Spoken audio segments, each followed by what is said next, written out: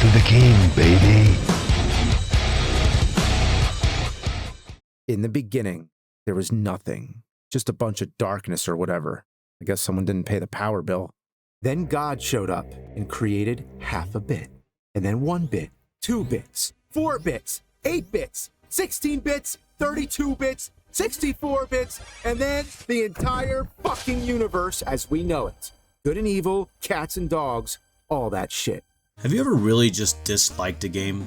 Just didn't really find it that fun, or maybe you weren't really connecting with it? You were not really meeting it on its level. Maybe you weren't in the right headspace. Angry Video Game Nerd 8-Bit is one of those games for me. I accepted a key for the game from Retroware, and thank you Retroware for this opportunity to play this game and to review this game. I was really honestly put off from it while playing because it was so purposely old school, so extremely cringy, but that's also the point. It's a game made by AVGN for AVGN fans. It's a game that's purposely made to make you want to rage quit, purposely made to poke fun and be referenced to some of the games that the nerd himself doesn't like, as well as being this kind of love letter to Mega Man, which is a series of games that I've never really gotten into, I've never really connected with, and I've never really enjoyed. I'm much more drawn to the likes of Super Mario, like Super Mario World, or even Contra-like games than I am something like AVGN or a Mega Man. I was a really big fan of Shovel Knight. So I like these old school games, 8-bit, 16-bit, and so on, and I enjoy 2D platformers. I love games like I mentioned previously, and I have really enjoyed playing Iron Meat and Neon Inferno, which I've previously covered. I love the old school inspired 2D platformers that Retro Realms made with Halloween and Ash vs. Evil Dead, and I'm really excited to see more of those. I love precision platformers like Shotgun Cop Man. But when I went into AVGN, between these just really kind of unfair enemies, it's so easy to get hit doing anything. It's almost impossible not to get hit by a bunch of things that I would consider poor design. And the fact that you upgrade your weapon with these gun pickups, and then when you get hit you lose like a quarter of a full bar, and then you can pick that back up, but enemies respawn. So it has this issue of, I get hit, I drop a little bit, I go to pick that up, I get hit again, and then I drop it, and 9 times out of 10 I end up losing it, so there's no point even trying to get it back. And then sometimes I can be just about kitted out the entire level, and even get the like upgrade that gives you like the robot suit kind of thing, make you look like a Terminator, and then lose it before I hit the final boss of the level. And so overall it was just really, really infuriating for a large portion of my time with the game. As I took a break from it and delayed my video, I started playing through and finishing Neon Inferno, and I started playing Iron Meat, and really getting into Prince of Persia: The Lost Crown, and playing a lot of these old school 2D games that have these old school sensibilities and old school feel about them, where they're more difficult, you gotta learn each level. It's just like playing a lot of other games that, you know, require you to die and die again and keep going and trying, like a Souls game or anything of that ilk. I just wasn't in the right headspace because I'd been playing a lot of RPGs, games like Atomfall, The Outer Worlds, and I've been playing a lot of those kind of games. And a lot of more simple experience-like games in the indie space of horror and so on that require a lot less skill.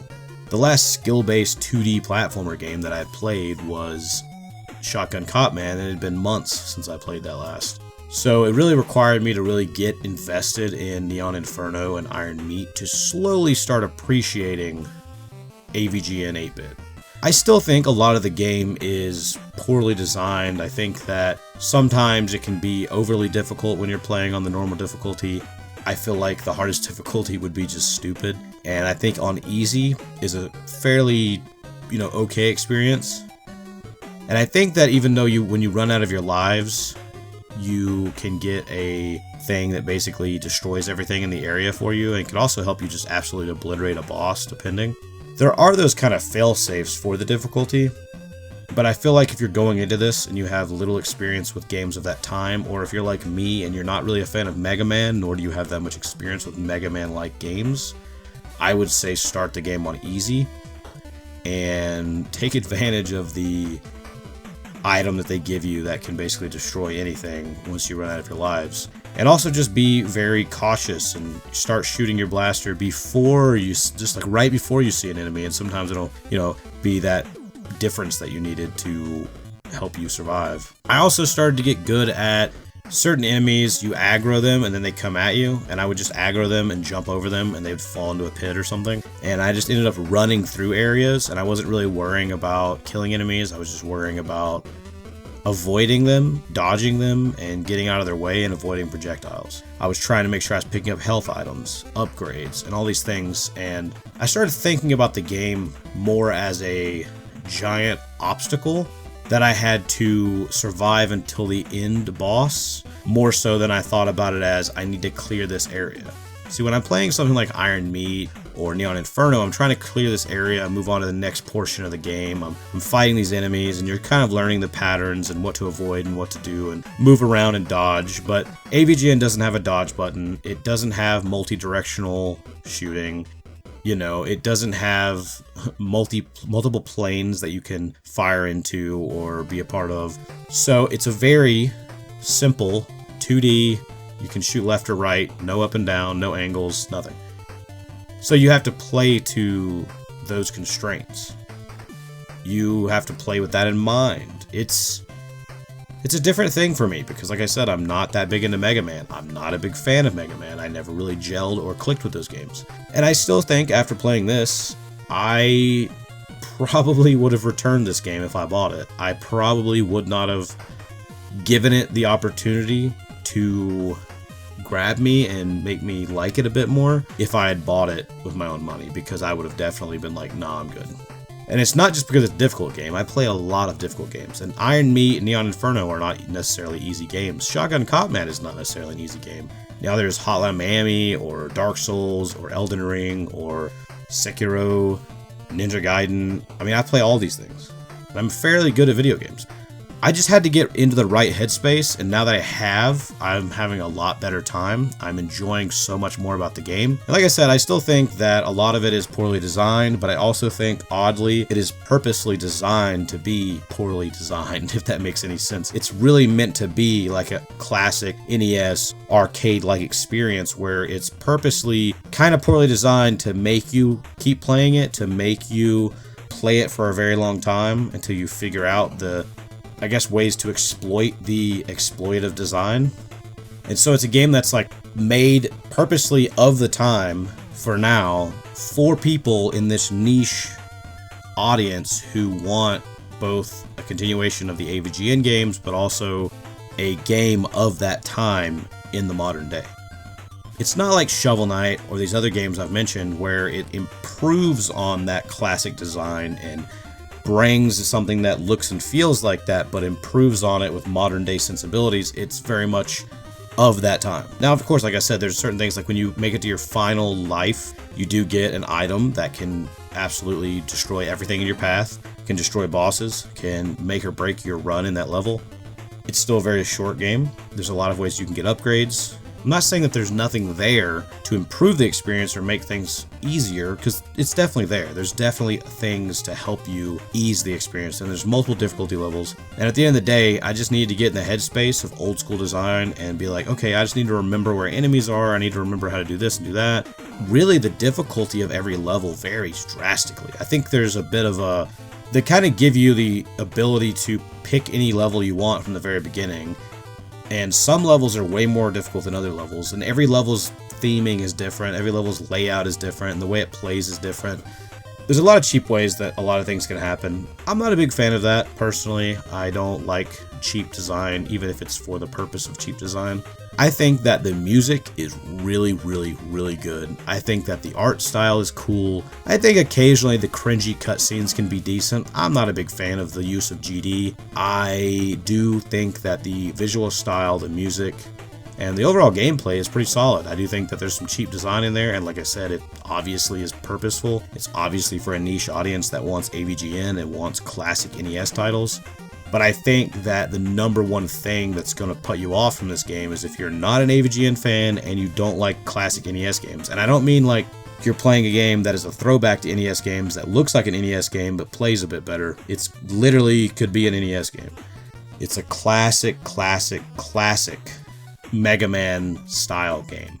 It's very old school. It's purposely difficult. It's purposely wanting to rage bait you.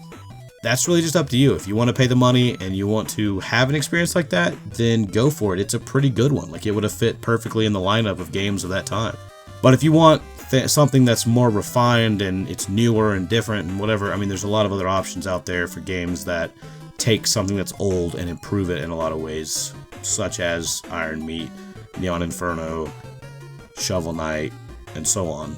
But I think at the end of the day, AVGN 8-bit is a solid game. Like I said, really cool visuals, really good art style, good music, cool level designs and themes. Boss fights are pretty fun and challenging. The levels can sometimes be poorly designed and enemies can be pretty cheap. And overall, like, if I had to put a number on it, which I don't do numbers, it would be a lower number. And I would say that I personally would recommend it on a sale, and I personally would have refunded it in my initial refund period if I would have bought it and not received a copy, because I was really put off of it, whether it was because of not being in the right headspace or whatever it may be. I have warmed up to it, but I still think that the game has a lot of issues, and I think that it's not for everyone. If you're a fan of those things and you want a experience specifically like this, then it is a game for you and you should probably play it. If you're not looking for that, then you probably shouldn't play this game. If you're not a fan of AVGN, probably don't play this game. But if you do like Mega Man and you do like things of that ilk and you do want an experience reminiscent to that, and you want something that is basically like a Mega Man game of that time with all the issues that games had of that time, go for it. You know, for me, it's not as fun as Iron Meat or Neon Inferno. It's not as fun as Shovel Knight or even Super Mario World. But it is a good time. It is a good time at the end of the day, and I think there's a lot of people out there who might want to play it, and I think there's a lot of people who might just want to avoid it. And overall, I can't really say I think I like it, but I don't love it. I hated it, and now it's tolerable. But at the end of the day, I personally would wait for a sale. I don't think that it's worth the money and time when it comes down to my personal opinion and how I feel about games and how I feel when it comes to games like this. I think that it's way too old school and way too niche that even if I loved it, I couldn't recommend it to everyone because it is very, very niche in the type of game that it is, what its material is, and who it's made for. Like I said, you like games of that time and you like games to be exactly like games of that time, and or you like AVGN, then definitely go play it. I hope you guys enjoyed the video. I hope to see you next time. Stay tuned for more. There's so much on the way. So many cool games that I'm going to be covering and much more. The return of the Game About Anywhere podcast and oh so much. I'd appreciate it if you hit that subscribe button, hit the notification bell so you'd know whenever I upload videos. And maybe hit that like button, leave a comment down below what you think about AVGN, AVGN 8-bit, old school games, or even this channel, and what you think I should cover in the future. I'd like to thank my Patreon supporters, Midnight Medium, Osh, and Melancholy Geek as always. And if you'd like to join the Cult of the Forge and become a cultist yourself, then head on over to Patreon and give me $1. It helps support the channel and everything that I'm doing. As always, the Forge is calling, and I must answer. I'll see you all when the next video has been forged.